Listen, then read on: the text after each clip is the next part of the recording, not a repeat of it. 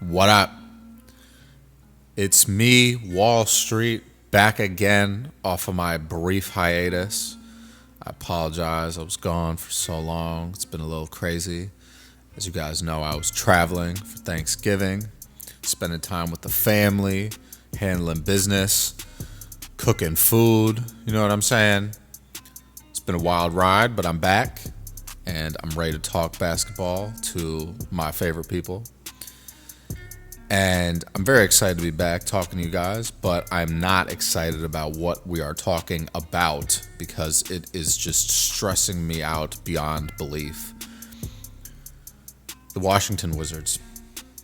And I want to talk about the possibility of them potentially setting the record for the longest losing streak in NBA history this season. The Washington Wizards look terrible. They are an abomination. If you look up the word abomination in a dictionary, you will likely see them next to it. They have not won a game since October the 30th. Today is December 6th. They have lost 16 straight games, and I don't see an end in sight. So just to give you a little preview, their next game is tomorrow, December 7th, against the Denver Nuggets. That's a home game. They also play again on Sunday, December 8th, against the Memphis Grizzlies. Then they do not play again until Friday the 13th in Cleveland. Obviously, Cleveland is the best team in the league right now, so I don't see us winning that game. Then we play Boston. Then we play Charlotte. That's an opportunity to maybe halt the streak. Then Milwaukee, then OKC, then Charlotte again. Then the Knicks back-to-back. We have 2 games against the Knicks. Then the Bulls. Then the Pelicans back-to-back on January the 3rd. So I personally don't know where we're going to get a win here. I could imagine maybe Charlotte. I think LaMelo's going to miss some time, so that's probably our best chance. If not, the Pelicans are also struggling immensely. I believe they're 4-18 right now. The Wizards currently sit at 2-18. So, again, I think, losing in the NBA is very good for your team if you're good at losing. And you don't want to be a team that is in the middle, right? Like the Chicago Bulls that always wind up right in the middle where they get like the 12th pick in the draft. It's not worth it, right? What are you really getting? So you either want to be really bad or really good. And we're really bad. We are really good at being really bad right now. And it's just terrible. I mean, it is good to be bad so you can get high draft picks and build towards your future and hopefully get that superstar talent that you need. But on some level, losing so many games can affect players differently. Like, let's take the Detroit Pistons, for example, right? They tied the record for the longest losing streak in NBA history last year at 28 straight games. And they have bounced back this year pretty well. They're currently sitting at a record of 9-15 for 11th place in the Eastern Conference. So they could be in the play-in tournament this year, which for a team that just had basically the longest losing streak in NBA history a season prior, I'm pretty impressed by their progress, right? And obviously, Cade Cunningham is doing a lot better. He's playing more. They obviously just drafted Ron Holland. They have Asar Thompson, who's been injured basically the majority of this year. I don't even think he's back yet. I think he's still recovering. So they're improving, right? And that's all you can really ask for. But that is an example of a team that took the losing to heart and really wanted to improve. And they are improved. They're definitely progressing. With the Wizards, I worry that we have never really had a great culture. And I think that's what hindered us from really moving far, even during the John Wall and Bradley Beal days. I think that was the best that our culture had ever been, because John Wall really set the standard. And guys like Marcin Gortat, Nene, Trevor Booker, we had a lot of guys that were just hard-nosed and wanted to win, put everything on the line to win. And I don't really see it with this team yet. I think Jonas Valanciunas has been superb. If the Wizards had won a handful more games, I would seriously say that he needs to be considered for Sixth Man of the Year. The guy is playing so good for such a short period of time that he's actually in the game. He's averaging less than 20 minutes a game, putting up 12 points per game, nearly 8 rebounds, and, barely fouling, barely turning the ball over, under 2 in both those categories per game. He's a really good player. So obviously, something that they're probably going to think about from an organizational standpoint is, do we trade Jonas Valanciunas? I love JV. I really hope we don't trade him, but I can understand the value that you'll probably get by trading him that can be used to build towards the future. So it's a toss-up. I definitely think Kyle Kuzma, he has to go at this point. I don't think him and Jordan Poole are going to coexist and have a successful, on-the-court relationship in Washington. It's just not going to work. I think Jordan Poole should stay. I think he's basically what we got out of the Bradley Beal trade. I personally think JP is a bigger asset to us to keep on the team than Kuzma. Just my personal opinion at this point in the season. He's played more. He looks more engaged. He's improved over last year. I just think he's the guy that we keep around if we're going to trade one of those two guys, meaning him or Kuzma. I think JV's just on the block. I think Malcolm Brogdon's probably on the block, even though I love Malcolm Brogdon. He's been like one of the only hopes I've had watching these games, because these players just don't know what they're doing. And frankly, I still feel like they're not playing hard, right? Like, even if you're losing, like, you have nothing to lose, right? People are expecting you to lose. So if the Wizards come out there and gut punch the Milwaukee Bucks or the Denver Nuggets or the Cleveland Cavaliers or the Boston Celtics in the face,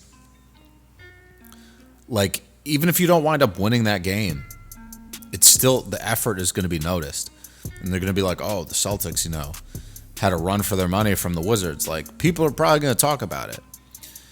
And I just don't see that drive yet in a lot of the rookies. I've talked about it before. I think Alex Sarr needs to play with more energy. I've seen a little bit of improvement, but it needs to get better. He needs to get more consistent at going for loose balls, getting rebounds, playing super hard, not worrying about if you're going to get a foul or not. Just contest shots, do what you have to do. Don't take a ton of shots from the perimeter, play inside, and then work your way to the outside. He's not doing that yet. But he's getting there. And they're 20 games into the season.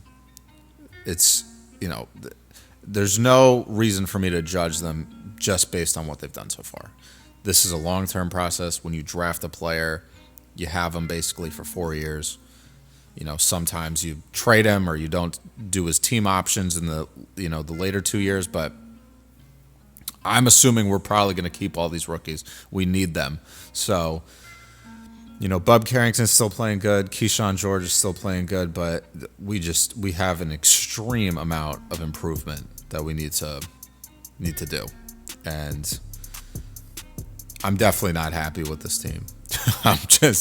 I thought we were going to be a little bit better, but we're not. We're bad.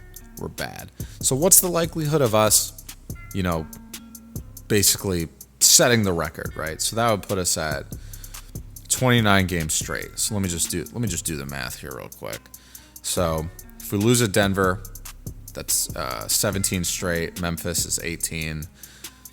Then we have, here we go, 20, 21, 22, 23, 24, 25, 26, 27, 28. So if we lose or extend the streak to the longest losing streak of all time, that would mean that we would have to basically lose both games versus the Pelicans on Friday, January the 3rd and Sunday, January the 5th. The 29th straight loss would be the January 5th game against the New Orleans Pelicans. And frankly, if we lose that game, the game after that is versus the Houston Rockets, who have been on fire this season. Probably going to lose that game. 76ers, the game after that, they've been pretty awful, but, you know, by January, they better have their shit together, or else they're really going to be in a pickle. And then we got the Bulls after that, OKC after that, Minnesota, then Phoenix on national TV. If we've lost 35 games in a row and then we're on national TV, I might cry. You guys might catch me with tears in my eyes on that night, but I'm trying not to get too ahead of myself. But I don't know what to do here, because like we're gonna get a high draft pick. Obviously, we're gonna get a top 5 pick. We're gonna be the worst team in the league, and the thing that scares me is that the worst team in the league rarely gets the number 1 pick.